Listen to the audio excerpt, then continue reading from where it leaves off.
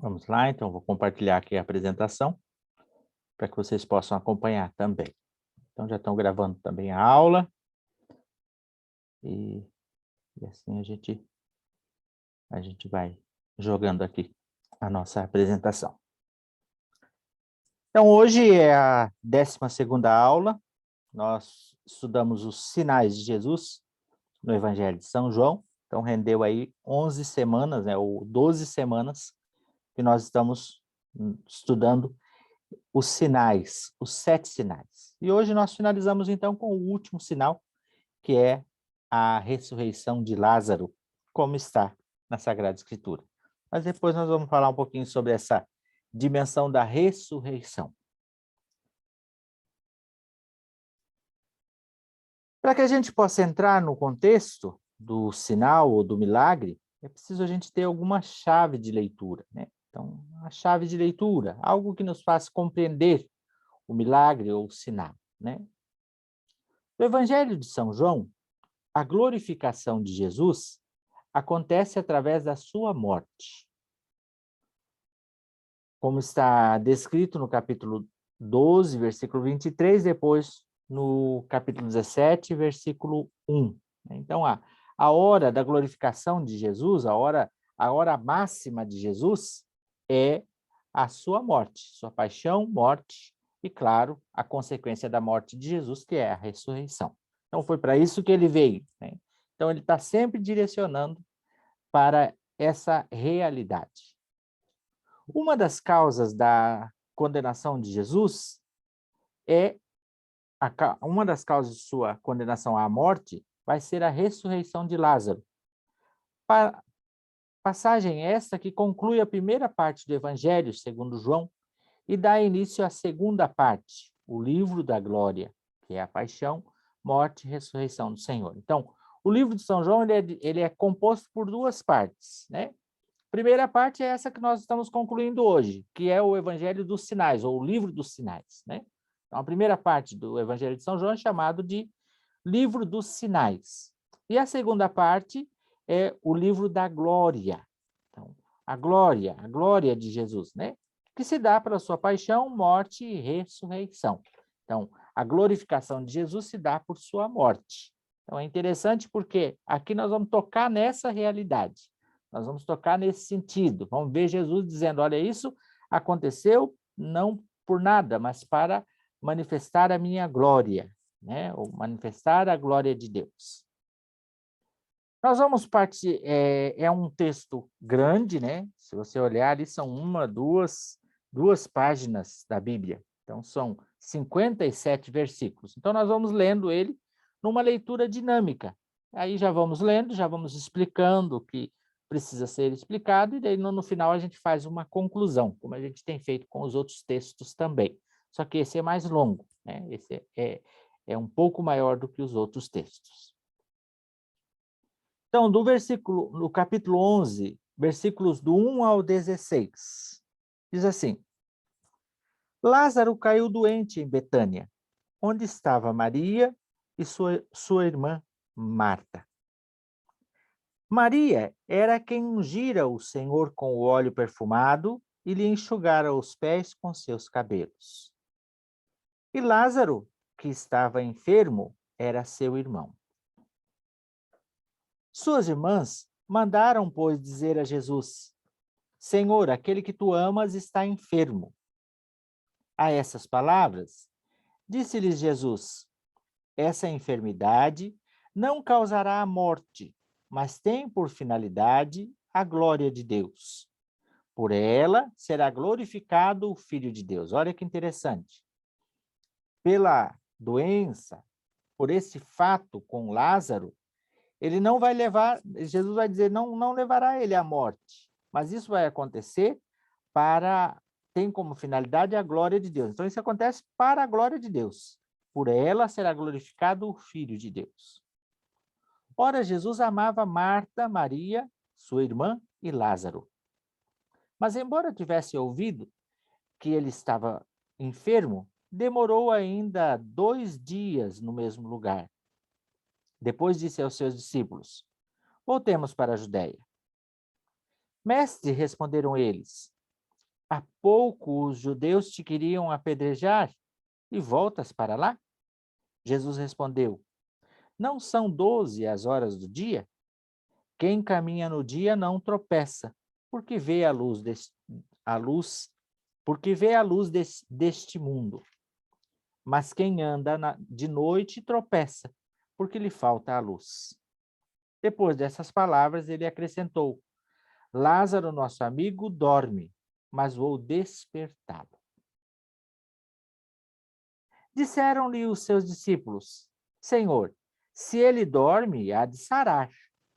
Jesus, entretanto, falara de sua morte, mas eles pensavam que falasse do sono como tal.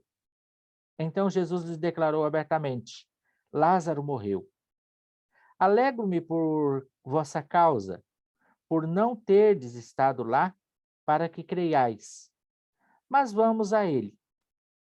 A isso Tomé, chamado Dídimo, disse aos discípulos: Vamos também nós para morrermos com ele.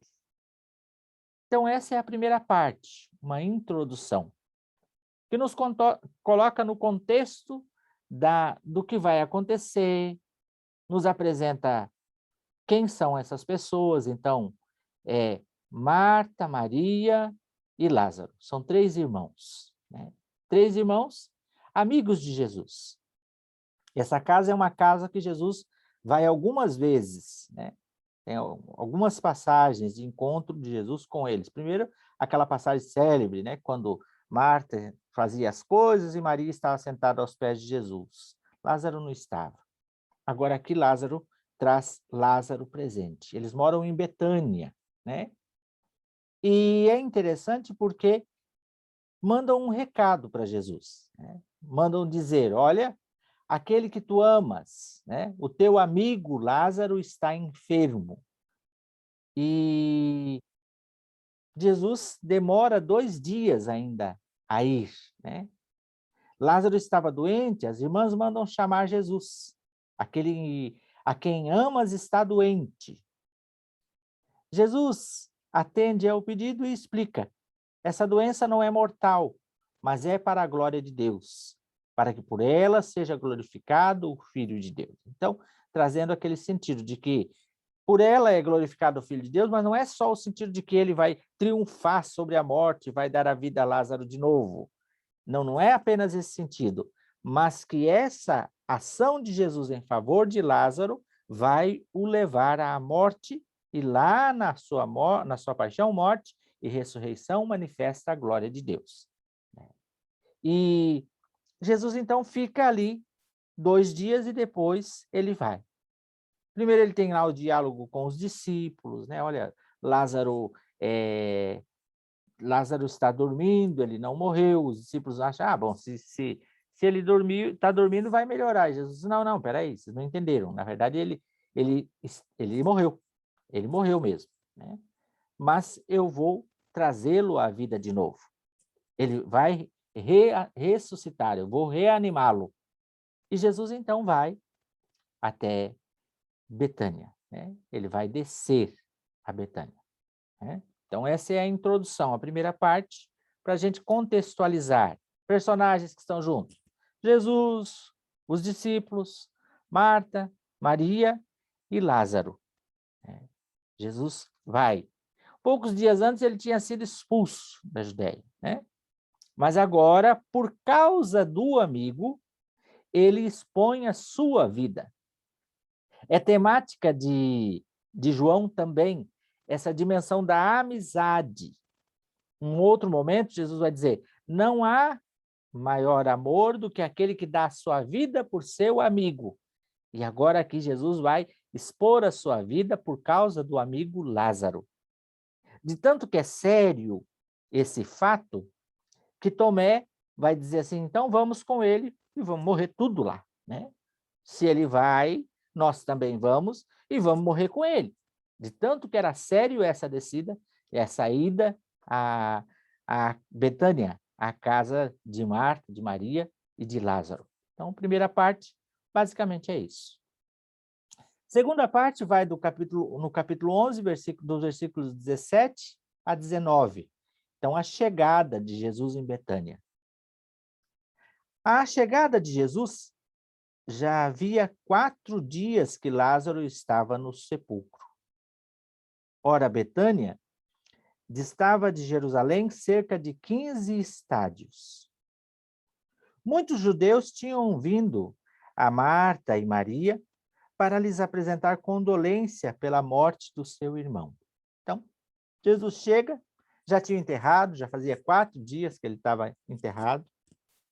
A casa de Marta e Maria estava cheia, né? As pessoas tinham vindo para apresentar condolência, para consolar, para aquela coisa toda de quem perdeu alguém, né? Lázaro estava morto mesmo. A casa estava cheia de pessoas para consolá-las da perda do irmão. Essas pessoas são os representantes da antiga aliança, né? É o povo que representa o povo judeu que estão ali consolando. Eles não têm poder para trazer a vida de novo. Eles só consolam. Agora chegou quem vai trazer a vida nova, que é Jesus, né? Então, essas pessoas que estão ali na casa dos seus amigos, dos amigos de Jesus, com Marta e Maria, representam o povo da antiga aliança, que consola, mas não tem palavra de salvação. Não tem como trazer ele de novo à vida. Mas Jesus chegou, e Jesus é aquele que vem trazer a vida nova.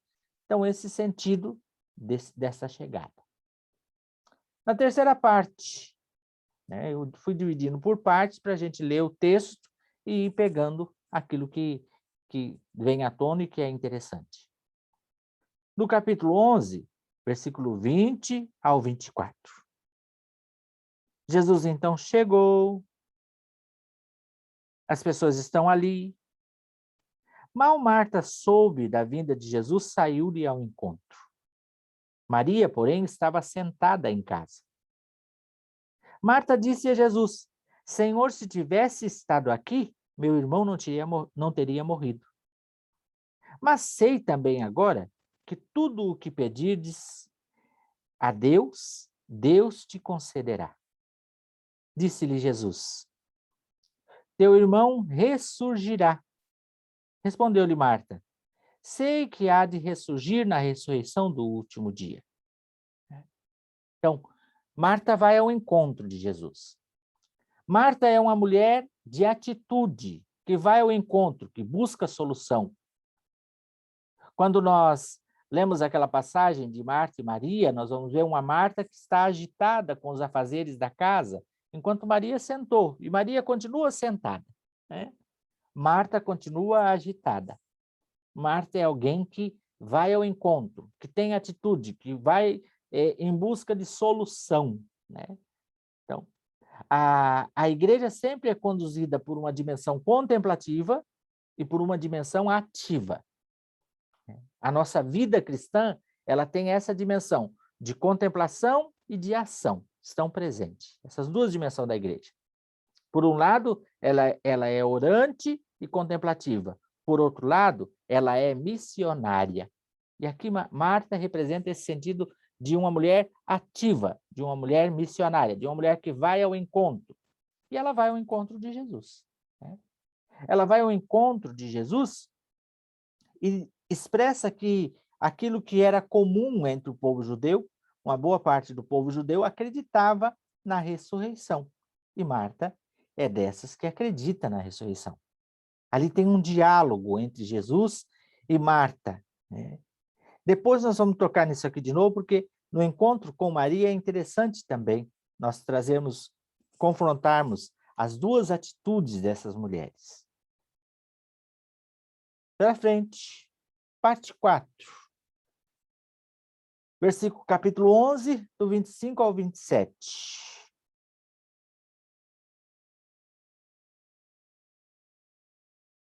Marta diz, eu sei que há de ressurgir na ressurreição do último dia, no 24. Disse-lhe Jesus: Eu sou a ressurreição e a vida. Aquele que crê em mim, ainda que esteja morto, viverá. E todo aquele que vive e crê em mim, jamais morrerá. Crês nisto? Respondeu ela: Sim, Senhor. Eu creio que tu és o Cristo, o Filho de Deus, aquele que devia vir ao mundo. Aqui, Jesus se revela, né? Quem é Jesus? Eu sou a ressurreição e a vida. Ele é. Ele não apenas tem a ressurreição, mas ele é a própria ressurreição. Todo aquele que, que crê em mim, ainda que esteja morto, viverá. A fé em Jesus Cristo traz vida. O sentido do batismo, né? Sem Jesus, sem o batismo, nós jazemos na morte, não há salvação. Mas com o batismo nós temos vida nova, novo homem. A fé em Jesus é essa fé que é capaz de trazer-nos vida nova. Todo aquele que está em Cristo é uma nova criatura. E depois ele continua: e todo aquele que vive e crê em mim jamais morrerá. Crês nisso? Ela respondeu: Sim, Senhor. Eu creio que tu és o Cristo, o Filho de Deus, aquele que devia vir ao mundo. Esse jamais morrerá não quer dizer que não vai morrer a morte física. A morte física, todo mundo vai passar por ela. Até o próprio Jesus de Nazaré passou pela morte física. Nossa Senhora, entre aspas, né, entendendo a questão da Assunção, ela também chegou ao fim da sua vida terrena. Ninguém fica para semente. Mas não provará da morte eterna. Quem vive a sua fé e crê em Jesus Cristo não provará da morte eterna. É promessa de Jesus. É ele que está dizendo. Né? Por quê? Porque se está com ele é nova criatura. Ele é a própria ressurreição e a vida. Ele é a própria. Então, nessa parte do capítulo 11, do 25 ao 27, é Jesus quem se revela. E quem é Jesus? Jesus é a ressurreição e a vida. Ele mesmo diz: eu sou. Nós falamos sempre que João, uma das temáticas de João é esse fato do eu sou. Por quê? Porque Jesus está se revelando que ele é Deus. Né? O eu sou é Deus quem se revela para Moisés, lá no livro do Êxodo, no capítulo 3, quando Moisés pergunta: se eu vou lá, o faraó vai perguntar que Deus que mandou. Por quê? Porque havia outros deuses naquela época, né? Então ele queria saber que tipo de Deus, que Deus é esse? E ele vai dizer: é o Deus, o grande Deus eu sou, o Javé. Né? E aí, Jesus vai, no Evangelho de São João, está presente esse eu sou. Né? Quando a gente já vem dos outros sinais, por favor, quem entra na aula, fecha o microfone. Quem entra no Zoom, fecha ali seu microfone para não dar interferência, por favor. Só ir ali embaixo na barra de ferramentas e ali você fecha o microfone. Ô, José, se puder fechar para mim, eu agradeço.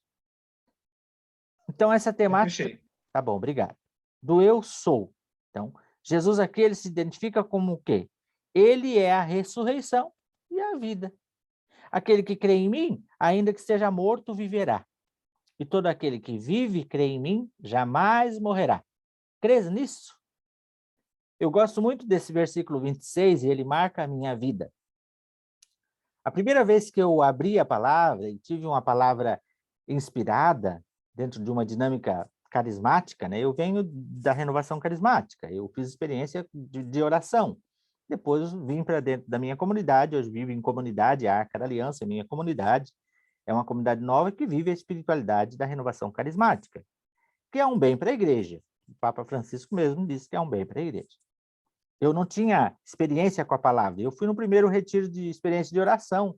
E eles têm a dinâmica de fazer um silêncio, escutar e deixar que a palavra toque o coração e você proclame a palavra e tal. Eu nunca tinha tido essa experiência. E eu fui no meu primeiro retiro de experiência de oração. Sempre tive muita sede de Deus. Sempre tive isso. Quando eu descobri Deus, eu tive sede. Eu fui no pote, como diz a história. Fui com sede no pote, né? É difícil você querer dar comida para alguém que não tem fome, ou dar água para quem não tem sede. Então tem que ter sede, tem que ter fome. E eu tinha muita fome e muita sede. E quando eu fui naquele dia, eu nunca não tinha lido essa palavra, eu não conhecia a Bíblia desta forma como Bíblia.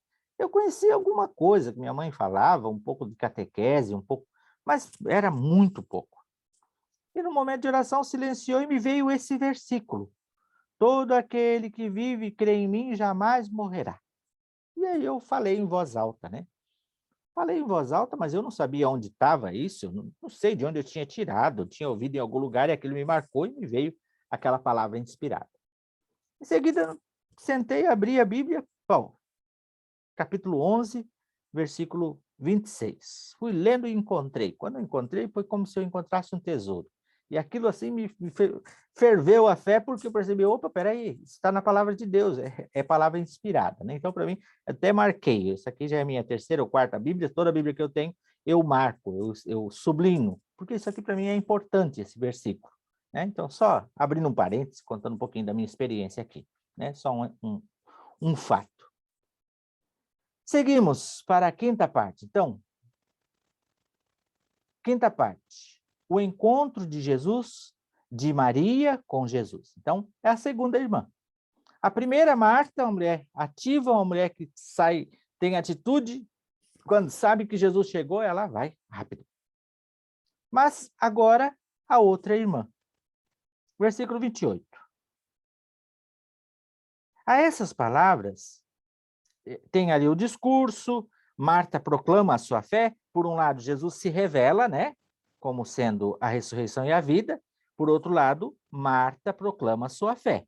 Respondeu ela no versículo 27, sim, Senhor, eu creio que tu és o Cristo, o Filho de Deus, aquele que devia vir ao mundo. Então, ela proclama a sua fé. Jesus se revela, se dá a conhecer, mas se Jesus se revela, por outro lado, quem acolhe a revelação precisa também aderir à fé, aderir àquela verdade. E Marta, então, proclama sua fé em Jesus Cristo, proclama que ele é o Cristo, e depois de proclamar que ele é o Cristo, ela vai ao encontro da sua irmã. A essas palavras, Marta foi chamar sua irmã Maria. Chegou, de certo, a gente pode imaginar a cena, né? Dizendo-lhe baixinho, né? Certo? Falou no ouvido, sabe? Quando está discreto no meio de gente, você não quer chamar muita atenção, você vai falar ao pé do ouvido, e ela vai falar para Maria. Disse-lhe baixinho, olha que interessante esse detalhe que João coloca. O mestre está aí e te chama. Apenas ela o ouviu, levantou-se imediatamente e foi ao encontro dele. Foi ao encontro dele. Pois Jesus ainda não tinha chegado à aldeia, mas estava ainda naquele lugar onde Marta o tinha encontrado. Os judeus que estavam com ela em casa, em visita de pêsames, ao verem Maria levantar-se depressa e sair, seguiram-na, crendo que ela ia ao sepulcro para ali chorar. Quando, porém, Maria chegou aonde Jesus estava, o viu, lançou-se aos pés e disse: Senhor, se tivesse estado aqui, meu irmão não teria morrido. Ao vê-la chorar assim, Jesus, como também todos os judeus que o acompanhavam, Jesus ficou intensamente comovido em espírito e, sob um impulso de profunda emoção, perguntou: Onde pusestes? Responderam-lhe: Senhor, vim de ver. Vim de ver. Jesus pôs-se a chorar. Observaram por isso os judeus. Vede como ele o amava. Mas alguns deles disseram: Não podia ele, que abriu os olhos do cego de nascença, fazer com que este não morresse? Então aqui tem Maria vai ao encontro. Maria tem a mesma reação de Marta, né? Comparem ali, ó. O versículo 32 com o versículo 21. Comparem ali.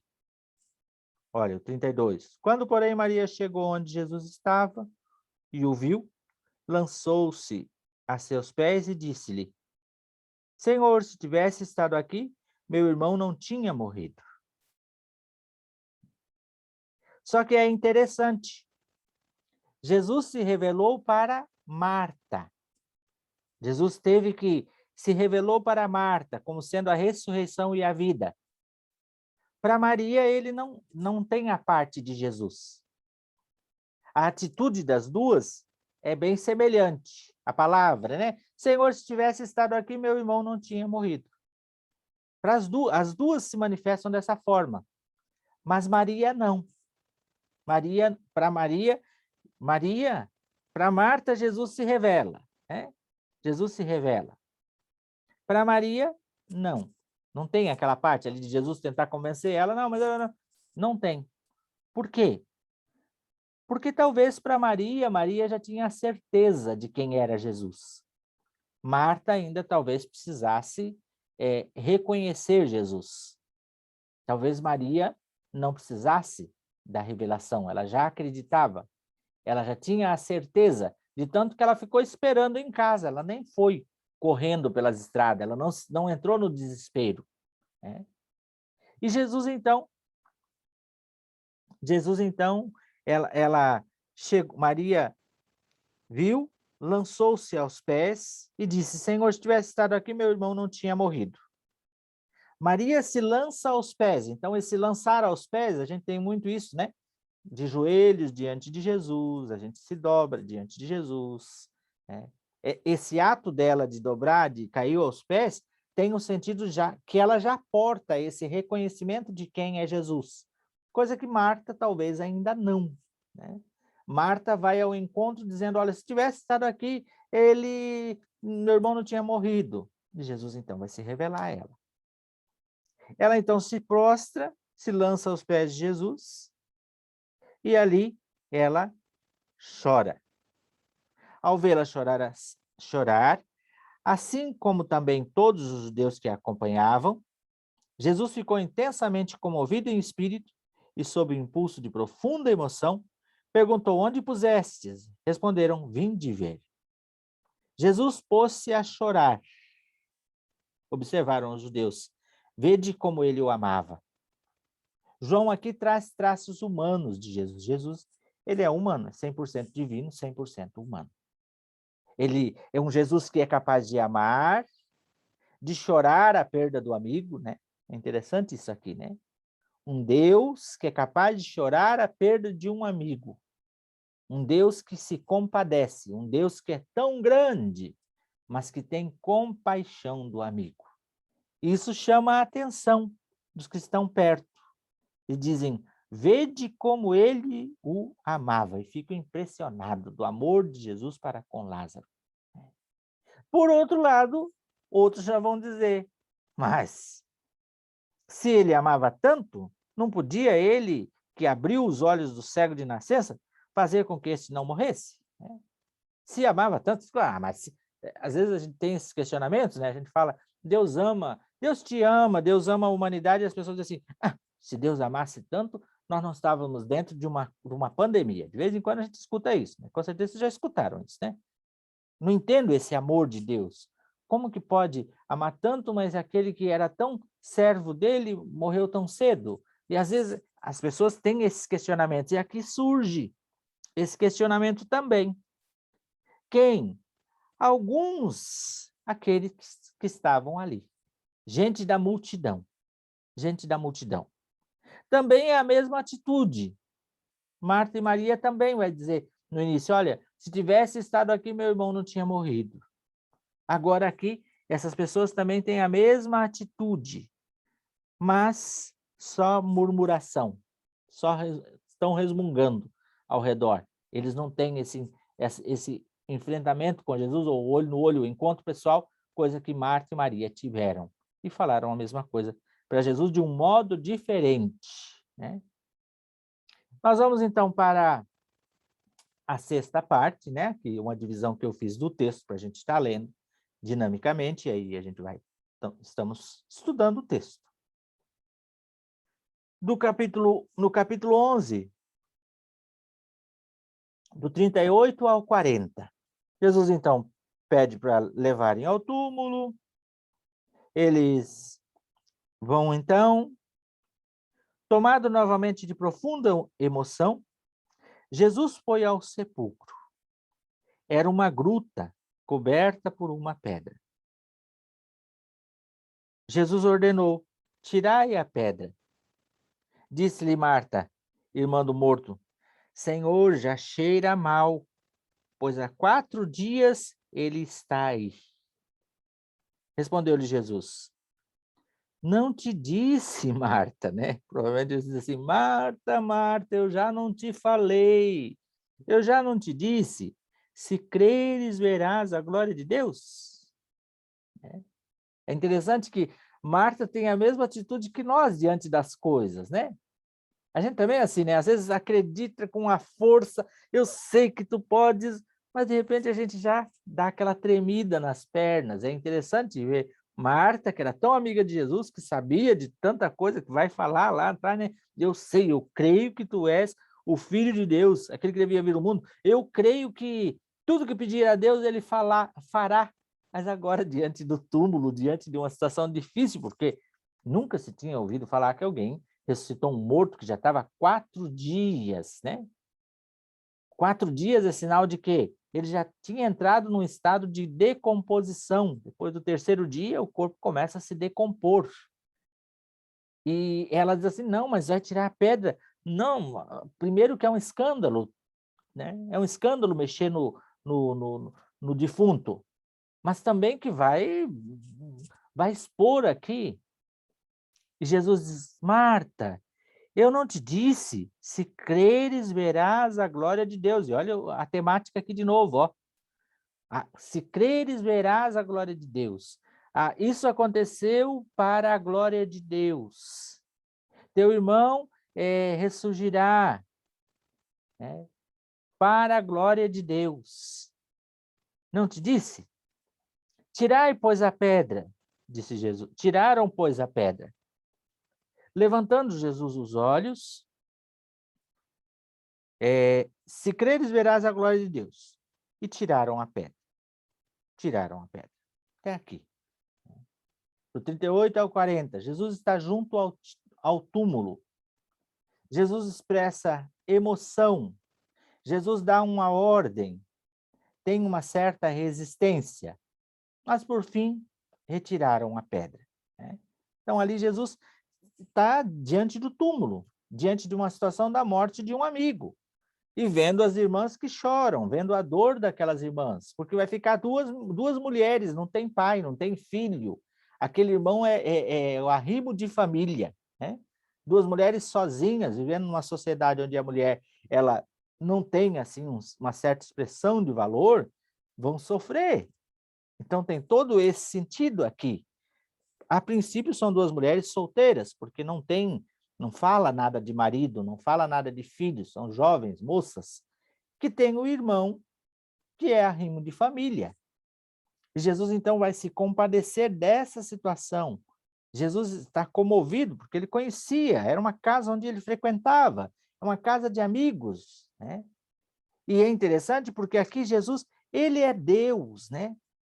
O próprio Deus vai dizer, eu não quero a morte do pecador, mas que ele se converta e que ele tenha vida. Deus não quer a morte nunca.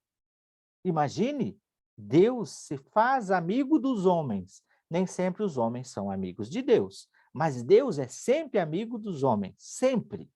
Deus nunca é inimigo do homem, nunca. Mesmo quando o homem se volta contra Deus, Deus está sempre procurando este homem, né? Como lá no livro do Apocalipse vai dizer, eis que estou à porta e bato. É o Senhor quem nos procura, sempre. E aqui Jesus é Deus que vem procurar o seu amigo que morreu, que está no túmulo, já está em estado de decomposição, e que eles dizem, não, não mexe, porque não tem o que fazer, tem uma certa resistência, né? Mas, por fim, retiram, então, a pedra. E aí, o que acontece? 41 ao 44. Levantando Jesus os olhos ao alto, disse, Pai, rendo-te graças porque me ouvistes. Eu bem sei que sempre me ouves, mas falo assim por causa do povo que está em roda, para que creiam que tu me enviastes. Depois dessas palavras, exclamou em alta voz: Lázaro, vem para fora. E o morto saiu, tendo os pés e as mãos ligados com faixas, e o rosto coberto por um sudário. Ordenou então Jesus: desatai-o e deixai-o ir. Nós estamos então aqui diante do fato da ressurreição de Lázaro. Retiraram então a pedra, olha, atitudes, retiraram a pedra, Jesus se pôs diante do túmulo, ele faz uma oração, né? Ele ergue o rosto, ergue os olhos, é interessante esse fato de Jesus olhar para cima, né? Diz que Jesus, ele levantando os olhos ao alto. Jesus tem uma atitude que não era comum, normalmente diante de Deus se dobra, né? A gente dobra, a gente olha para baixo, no sentido de adorar, mas Jesus ele olha para cima, né?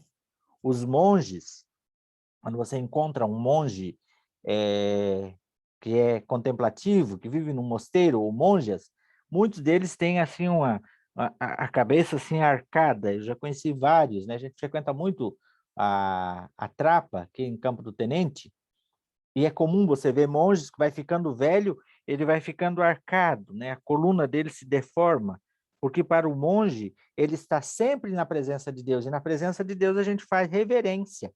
Quando a gente passa diante de um altar, a gente faz reverência, né? E Jesus, ele leva os olhos, e isso é um escândalo para os judeus, porque ele olha para Deus, ele olha para o alto, ele volta a olhar para o Pai. Então, isso tem um sentido, uma simbologia. João está querendo colocar o quê? Ele é o Filho de Deus, é uma das temáticas do Evangelho de São João. Ele é Filho de Deus, ele é Deus de Deus, luz da luz, como diz São João. Então, ele eleva os olhos ao Pai e ele faz uma oração, né? E ele diz assim: Pai, eu sei, eu te rendo graças porque me ouviste. Eu bem sei que sempre me ouves. Então, ele não precisa de confirmação, ele sabe.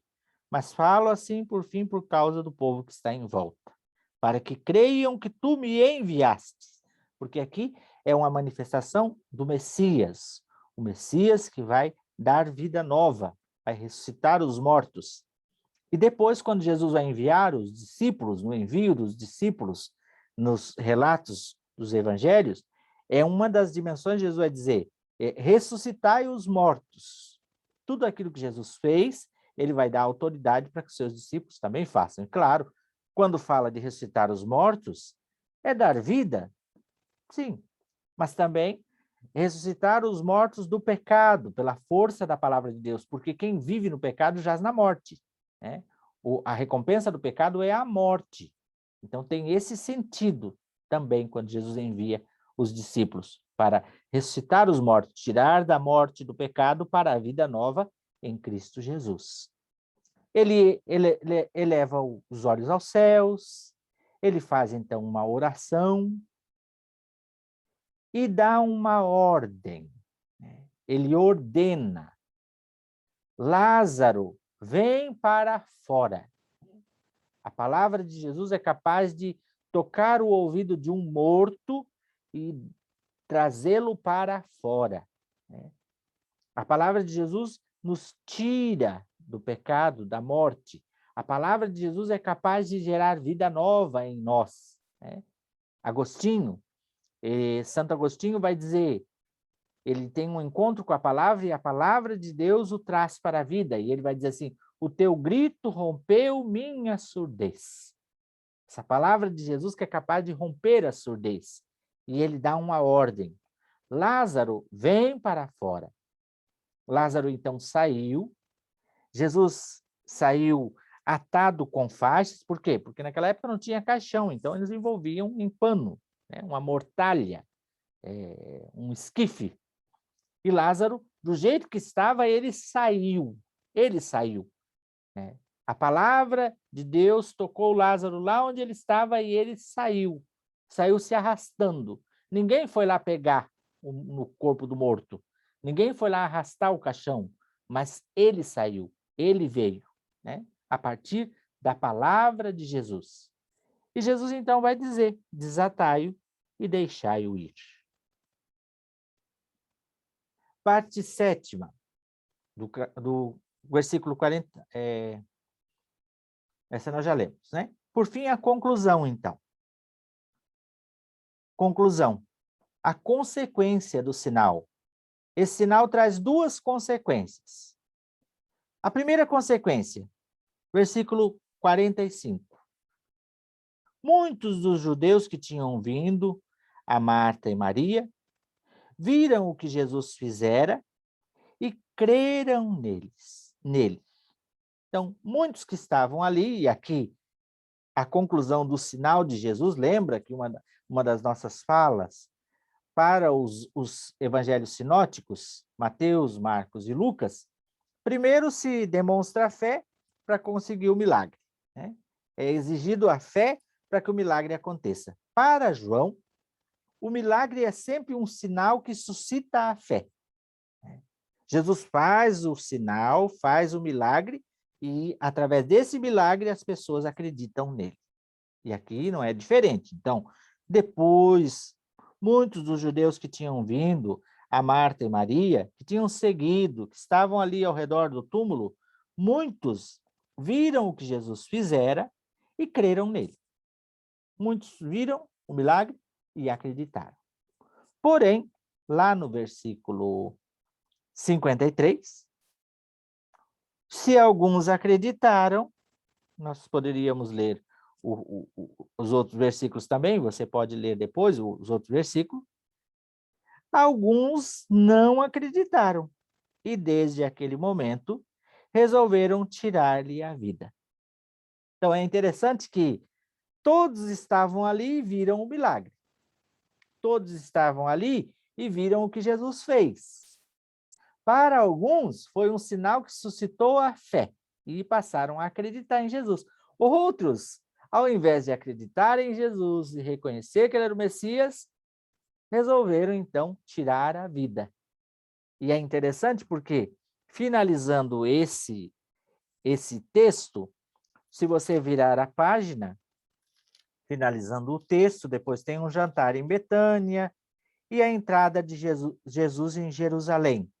E, por fim, a conclusão do livro dos sinais, que tudo é desdobramento dessa passagem, desse milagre. Mas lá no capítulo 13, não sei se na tua Bíblia deve de ter, eu não sei qual a edição, tem lá, Jesus manifesta sua missão e divindade em sua paixão e ressurreição. Então, aqui, a partir do capítulo 13, entra na segunda parte do Evangelho de São João, que é o livro da glorificação, da glória de Jesus.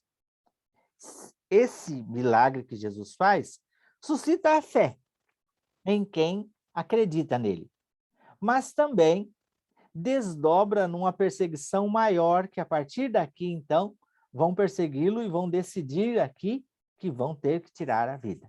É melhor que um só morra pelo bem de todos. Porque se os romanos souberem do que ele está fazendo, se os romanos souberem do que ele está aprontando aqui, eles virão e vão destruir nós todos. Então, se nós todos vamos morrer, eles não eram discípulos de Jesus, né? Se nós todos vamos morrer, então vamos matar ele, porque antes um só morra e os outros fiquem livres. Enquanto os discípulos de Jesus, quando Jesus disse que ia para Betânia e lá iria dar a vida, eles disseram pela boca de Tomé: vamos nós também para morrer com ele. O discípulo de Jesus é aquele que acredita nele até o fim e é capaz de dar a vida por ele. O que não é discípulo de Jesus não acredita e não dá a vida. Ao contrário, persegue. Ao contrário, persegue. E é isso que acontece. Então, o texto, nós lemos, estudamos, explicamos algumas coisas e vamos aqui para um espaço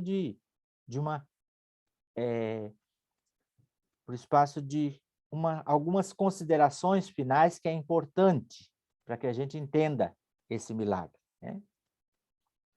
João, como sempre, não está somente contando um milagre, mas quis confirmar a palavra reveladora de Jesus.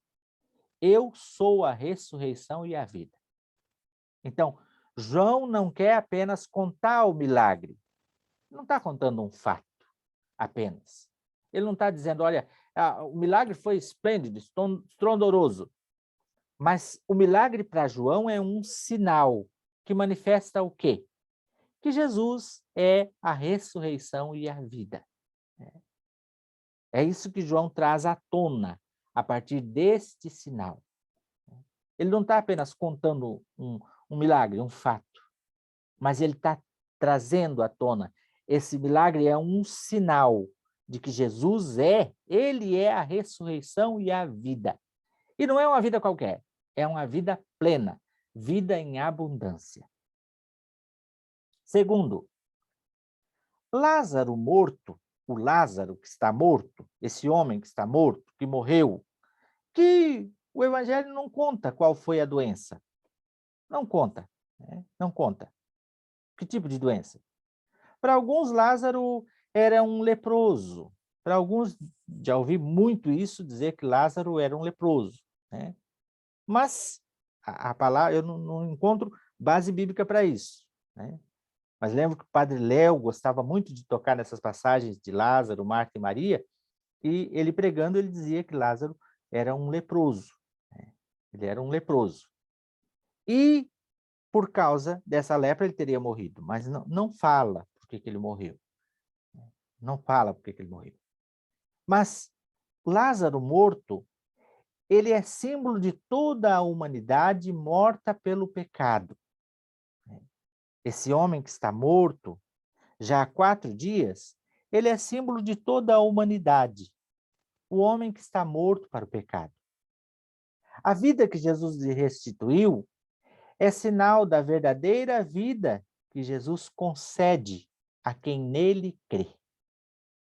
E aqui é interessante, porque quando a gente toca nesse texto de Lázaro, são 4 pessoas que Jesus encontra. Jesus encontra com a morte nos evangelhos 4 vezes. Ele se depara com a morte, né? Às vezes a gente diz assim, nessa vida só não se dá jeito para a morte. Eu tenho aprendido que para a morte não precisa dar jeito. Jesus já deu jeito nela, né? Jesus matou a morte, ele venceu a morte. E se nós cremos nele, a morte não tem poder sobre nós, porque ele mesmo diz, todo aquele que crê em mim jamais morrerá. Crês nisso? Então é sinal que a morte não tem poder sobre aquele que crê em Jesus Cristo. E quando falamos da morte, não é a morte física, não é a morte biológica. Essa todos nós vamos passar. Mas aquele que crê em Jesus não provará da morte eterna, mas provará da vida eterna. Agora, o que não crê, aí já é outra história. E é interessante que Jesus se depara 4 vezes com a morte. Ele se depara com a morte daquele filho da viúva, que está no Evangelho de São Lucas, capítulo 7, se eu não estou enganado, né? Se eu não estou enganado, deixa eu ver se é isso mesmo, para mim não falar besteira. Capítulo 7, versículo 11. Jesus se depara com a morte do filho da viúva nas portas de Naim, né? Lembra? Aquela viúva que ia indo enterrar o seu próprio filho. Depois, ele se depara com aquela filha de Jairo, a filha de Jairo, aquela menina, a Tabita, que também morreu e mandam chamar Jesus. Jesus vai à casa dele, está em Marcos, capítulo 9, ou capítulo 5, versículo 21. E seguintes ali, né? Jesus vai à casa, a menina tinha morrido, Jesus traz ela à vida de novo e manda eles darem comida para a menina, né? A menina estava com fome, muito tempo sem comer. Jesus manda dar comida. Mas por que ele manda dar comida? Porque alguém que está morto, um fantasma, não come. Então, essa pessoa está viva, voltou a viver. Não é fantasma, então pode dar comida para ela. Jesus se depara com a morte de Lázaro, que já fazia 4 dias que estava enterrado, estava se decompondo. E depois ele se depara com a sua própria morte e ele ressuscita.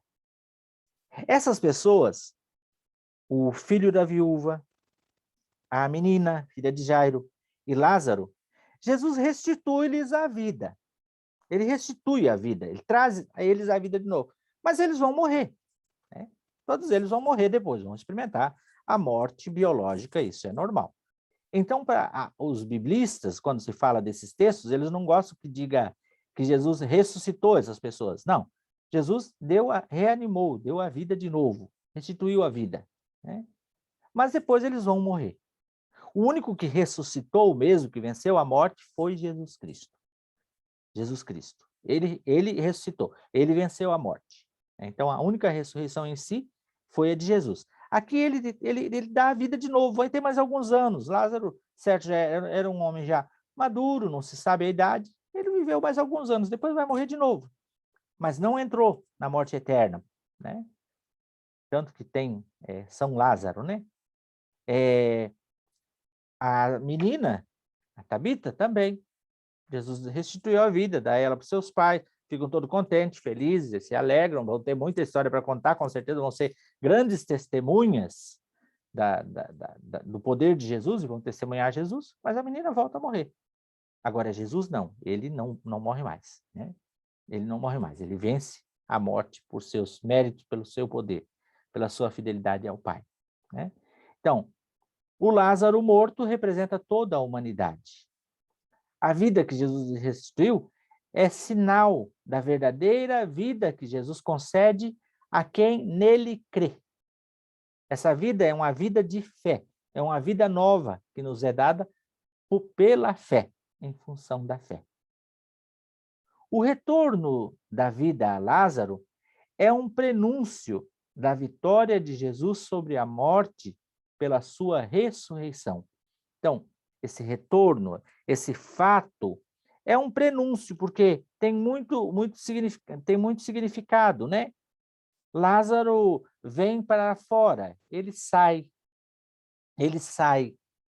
né? E diz que Lázaro tinha sobre sua cabeça um sudário, muito semelhante a Jesus, que tinha lá um pano também que estava sobre sua cabeça, que estava ao lado, né? Dobradinho ao lado. Então, tem uma simbologia muito grande com a morte de Jesus.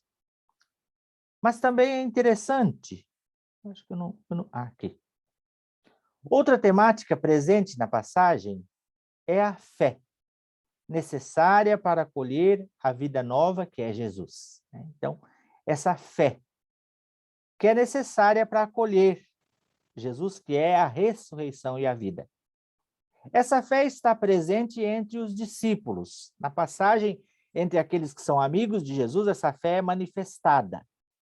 Entre os discípulos, quando na pessoa de Dídimo, de Tomé, ele vai dizer, quando Jesus diz que vai, no capítulo 11, versículo 16, vamos pegar lá para a gente tocar o texto. Jesus diz, Lázaro, nosso amigo, dorme, vou despertá-lo. Disseram-lhe os discípulos, Senhor, se ele dorme, há de sarar. Jesus, entretanto, falara de sua morte, mas eles pensavam que falasse do sono como tal. Então, Jesus declarou abertamente, Lázaro morreu. Vamos a ele, no versículo 15. A isso Tomé, chamado Dídimo, disse aos seus condiscípulos, vamos também nós para morrermos com ele. Esse vamos também nós para morrermos com ele é uma expressão de fé dos discípulos. Essa fé que é capaz de ir até o final, a fé que é capaz de dar a vida por causa de Jesus. Então, eles acreditam tanto que eles poderiam dizer, então, vai tu, se vira, eles estão querendo te apedrejar lá. Eles prometeram que se pegar o Senhor lá, eles vão matar. Mas eles dizem, não, então vamos também nós. E eles vão, seguem Jesus. Os discípulos seguem Jesus até o fim. Essa fé está também na atitude de Marta, atitude e palavras de Marta. Primeiro, porque ela vai ao encontro. Depois, ela diz, tudo que pedirdes ao Pai, Ele fará. Marta, ela expressa a fé. Ela reconhece que Ele é o Cristo, que Ele é o Messias.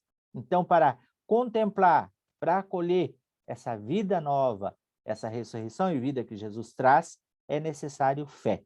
Fé é essa que está presente nos discípulos, está presente na pessoa de Marta e também em Maria, que se levantou, foi ao encontro e jogou-se a seus pés, né? Levantar-se, ir ao encontro, levantar-se, ir ao encontro, jogar-se aos pés de Jesus. Então, são atitudes de quem tem fé. Só vai ao encontro de Deus quem tem fé, né? Só se dobra diante de Deus quem tem fé. Essa fé também está presente nos que estavam ao redor. Primeiro, porque botaram a mão na massa, mãos à obra. Foram lá e tiraram a pedra. João, capítulo 11, versículo 40, seguinte. Segundo, desataram-lhe as faixas. João 11, 44. Essa fé, que é uma fé pessoal dos discípulos de Marta e de Maria, mas também a fé da comunidade que está ali. É uma comunidade de fé, que é capaz de rolar a pedra, que é capaz de desatar as faixas. Essa fé, ela é necessária. A fé é necessária. Por fim, tomamos lá João 11, 43, 44. Depois dessas palavras, exclamou em alta voz: Lázaro, vem para fora. E o morto, tendo os pés e as mãos ligadas com faixas e o rosto coberto por um sudário,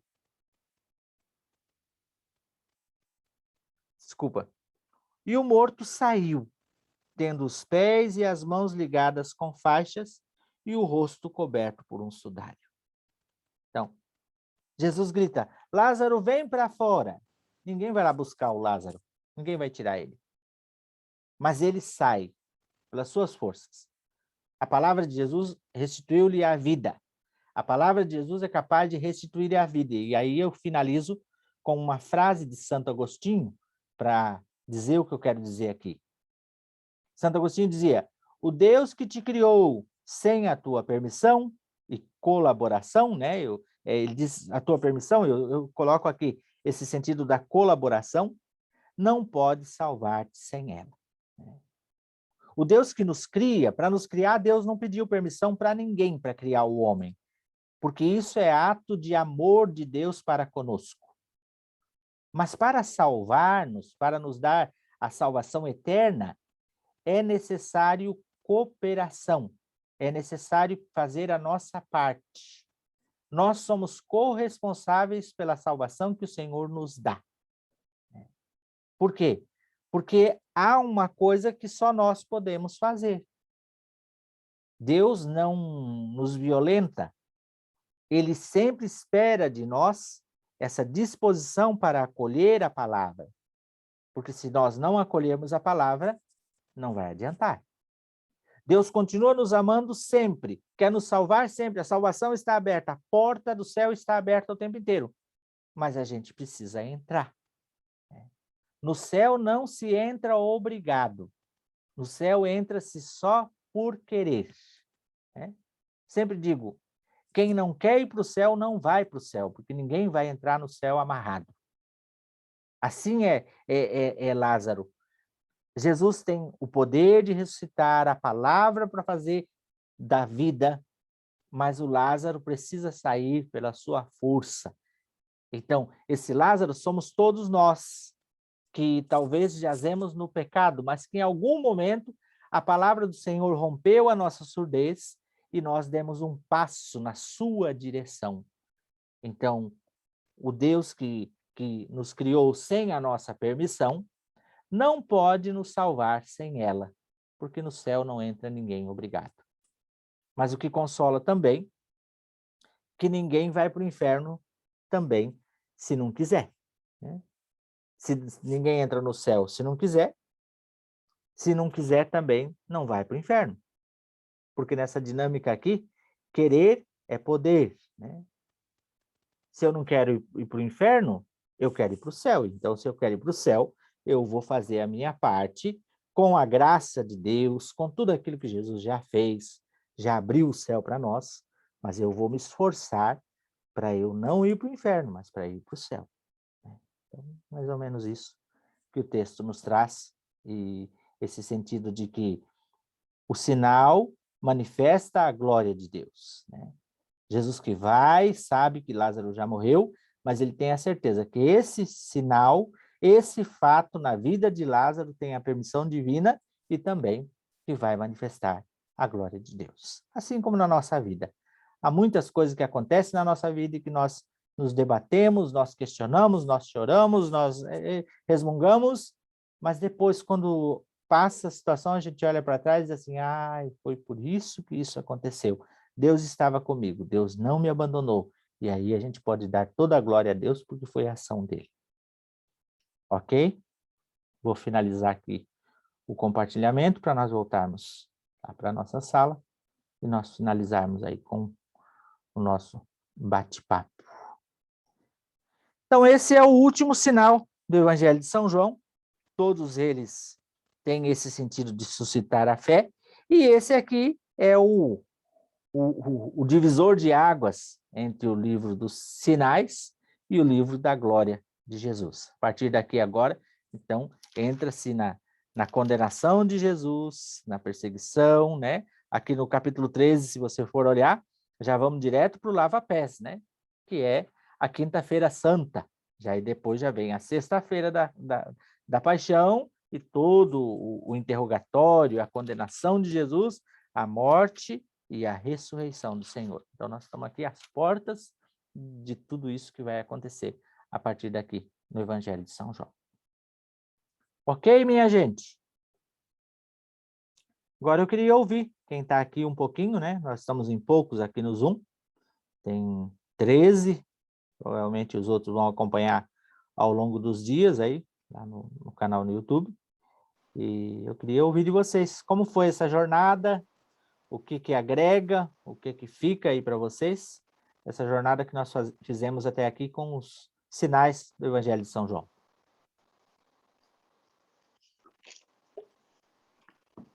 Ou desse nosso encontro de hoje. Claro, né?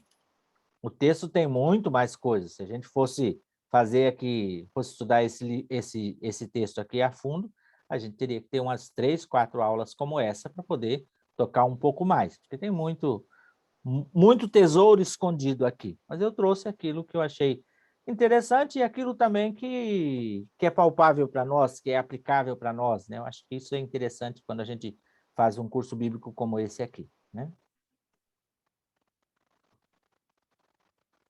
Daí, Henriette? Não, é que estava observando que a semana passada você trabalhou o cego de nascença, né? Isso. E foi o evangelho de hoje, no final de semana, né? Uhum. Eu não sei se eu entendi bem, mas tem o cego de nascença e o cego também... É só o cego de nascença, no caso, né?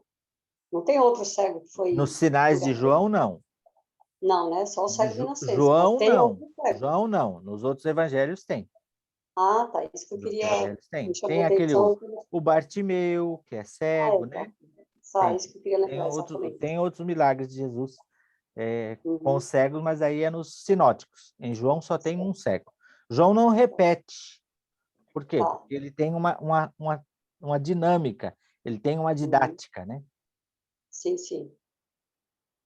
Mas é interessante, realmente a gente olha agora, tem outro olhar quando você está na celebração, está no Evangelho, né? Você se reporta a uma compreensão mais, né, profunda dos acontecimentos dentro do Evangelho, né? Desses milagres todos, você tem uma outra compreensão, a partir do momento que você ouve uma homilia ou você está ouvindo, né, a proclamação do Evangelho. Isso clareou bastante, Diácono, sem dúvida. Muito bom. Quem mais quer falar alguma coisa? Diácono, boa noite. A Rosane, tudo bem com o senhor? Tudo, Rosane. Que bom. Diácono, só uma coisa que o senhor colocou ali e que eu já escutei um padre falando algo diferente, só para a gente conversar sobre isso. Quando o senhor falou que ele falava ao Pai, ali, Jesus levantou a cabeça, né? Uhum. E um padre uma vez falou para a gente que quando a gente reza o Pai Nosso, que é a oração que Deus nos ensinou, a gente deveria sempre levantar a cabeça, nunca olhar para o chão, porque quando a gente fala com o Pai, assim como Jesus, a gente tem que estar virado para Ele, né? Tipo, de mãos estendidas, né? Mas, então, depois disso, eu nunca mais consegui rezar o Pai Nosso olhando para o chão. Então, só para a gente... Claro, eu entendo o que você está falando, mas eu quero que você entenda o que eu também falei. Eu não disse que Entendi, eu não entendi, disse que não sim, se deve rezar olhando para o céu. É claro, nós imitamos Jesus. sim, Se Jesus olhou para o céu, é claro que nós também vamos rezar como Jesus, né? O povo, sim. antes de Jesus, tinha aquela consciência de que é um dos crimes de Jesus que vai levar para os judeus era crime ele se dizer filho de Deus. E essa relação de olhar para o céu tem esse sentido, um olhar de confiança, né? Um filho que confia no pai, Sim. ele olha no olho, né? Um filho que confia na mãe, ele olha no olho. Um filho que vive o medo, que vive sobre o cabresto, ele não olha no olho, ele abaixa a cabeça porque ele tem medo, né? Os monges não fazem, eles têm, é uma espiritualidade, porque para eles, se eles estão no trabalho, eles estão sempre na presença de Deus, e tem esse sentido de reverência, né? Então, é esse o sentido da espiritualidade monacal, né? Não é que não se deve rezar Entendi. olhando para o céu. Claro que a gente deve rezar olhando para o céu. Também, claro, não é só um sentido de um teatro, de um gesto, mas é o sentido de que o coração se eleva ao céu, né? Aquele sentido de corações ao alto, nós respondemos, o nosso coração está em Deus. Então, esse sentido. Porque o céu também a gente não sabe se é aqui em cima. Porque se a gente for olhar, o céu é o espaço, não tem nada lá em cima, né? O céu é a morada de Deus, mas esse céu não é um céu físico. Entenda o que eu estou dizendo? Não é um céu físico. Lá em cima é o Sim, mas espaço. sim, mas se a gente observar assim, tipo Moisés, quando rezava e clamava a Deus, ele se voltava para o céu, para o alto, vamos dizer, então, né? Não para o céu, né? Vamos dizer assim, né? É esse sentido de buscar as coisas do alto, né? É esse sentido o que é alto? O que é rasteiro, o que é terreno, está no chão, né? O que é terreno. O que é mais elevado está no alto, porque isso é cultural. Jesus, quando subia, queria rezar, ele ia onde? Em cima do monte, na montanha. Por quê? Porque se entendia a cultura judaica e o entendimento judeu que o cume da montanha é o lugar Chegava mais mais próximo perto de do... Deus. Isso mesmo. Uhum, É um sentido. claro, É um sentido. Não sei se claro. clareio, mas o que eu quero dizer é que não é para rezar o Pai Nosso cabeça baixa. Claro que não. O homem não é para andar de Mas cabeça baixa. Pode falar. não, se o senhor olhar, essa é, na verdade, o movimento que a gente sempre faz. Quando a gente reza, a gente olha para baixo, né? Assim, então, só comentei isso porque eu achei isso realmente muito significativo, vamos dizer assim, né? A Uhum. gente buscar o alto, né? Para conversar com Deus, né? E quando eu rezo e eu observo, assim, todo mundo, a gente reza e olha para o chão. Assim, um comentário depois de alguém, claro, mais aprofundado, né? Ele disse assim que o mal, assim, quando acontece, vamos dizer, sei lá, um exorcismo, alguma coisa assim, ele disse que o mal sempre sai e vai para a terra e vai para o chão, assim, ele não vai para o alto, né? Ele comentou isso, não sei se isso é verdade, que eu também nunca me aprofundei sobre este assunto, né?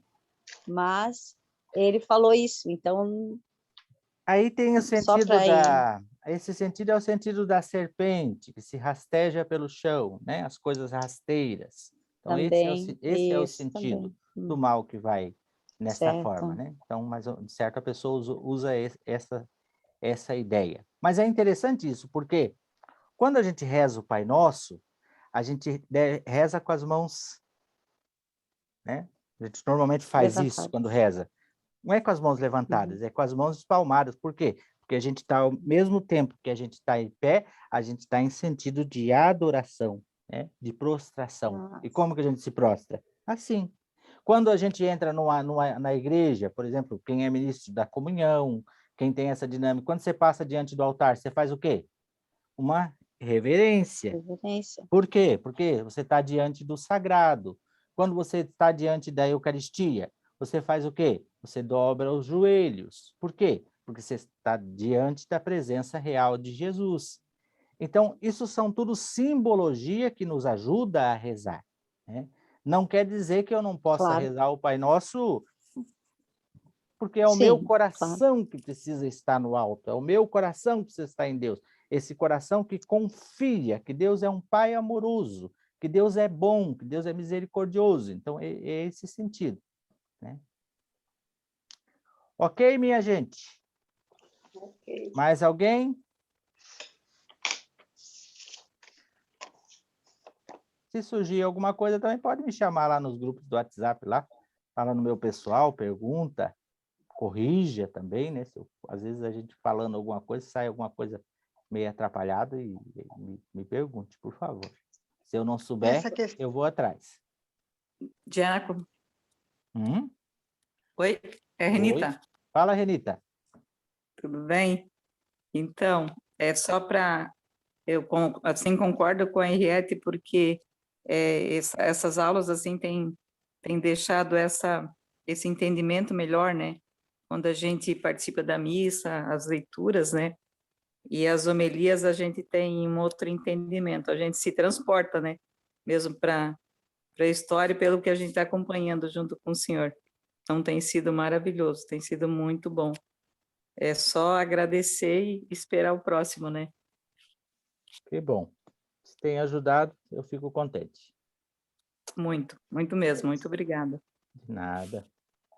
Maria, falar alguma coisa também, Maria?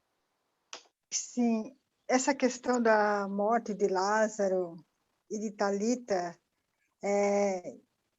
acho que nos outros tempos aí eu ouvia falar assim que eles não ressuscitaram e sim foram reanimados. Isso. O único que ressuscitou foi Jesus, que ele foi, né? Agora coloca assim que ele como a ressurreição foi, claro, ressuscitou, no caso foi reanimado, viveu um tempo e morreu, né? Isso aí é fato. Jesus não, Jesus eternamente. Então, mas eu sempre levava comigo assim que os dois nunca tinham sido ressuscitados. Depois eu vejo na Bíblia, não está certo, eles ressuscitaram. Mas eu sempre achei que é reanimados. A palavra correta seria reanimados, né? Isso. Restituiu a vida. Por mais Isso, 20 anos, restituiu a vida terrena, a vida biológica, né? A vida biológica. Exatamente. Então, essa ressuscitação. Agora que a Maria está falando, Diácono, então assim, ó, Jesus foi o único que ressuscitou e ficou, né? Continuou. Isso. Não morre mais. Não morre mais. Então, esse é até um verbo diferente usado para o Cristo e para os... Isso. Seria os isso, dois, então? é isso. Isso. É bem isso aí. Então, ressuscitar é o único, Jesus. Reanimados foram a Talita e o Lázaro, reanimados, né? E o filho da viúva. Da viúva. É o filho de Naim, né? Naim, né? É o Naim, né? Tu ouviu que eu falei disso antes? Ou não? Não, olha, ó, fazenda para... Não estava cochilando aí não, né, Maria? Não, eu não. Eu estava meio desligada. É que assim, eu tenho que servir aqui, mas tudo bem, eu escutei sim. Mas assim, voltando a falar... Né, Maria? Estava contemplando. Não estava contemplando, é que eu estou... Na verdade, ela é Maria, ela estava sentada lá aos pés de Jesus. Eu ia falar. Não, eu não estava contemplando de jeito e maneira. Não dá tempo para contemplar. Mas o que eu acho assim que, ó, depois que eu comecei a fazer esse curso contigo, Diácono Sandro, é outra visão mesmo. Até as leituras do Apocalipse não é mais assustador. Que antes era meio assustador, né? Quem fez o curso sabe que não é maravilhoso a leitura do Apocalipse. Esse aqui também é uma outra visão, ainda tem um outro entendimento com as leituras, com as homilias. Foi muito bom mesmo. E eu vou continuar, com certeza. Verdade.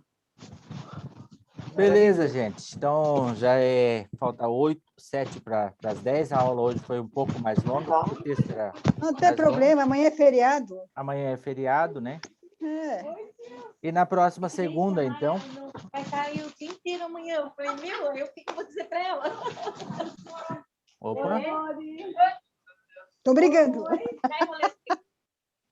nós já estamos entrando dentro do contexto de conversas paralelas aí também, né? Mas então, É o bate-papo.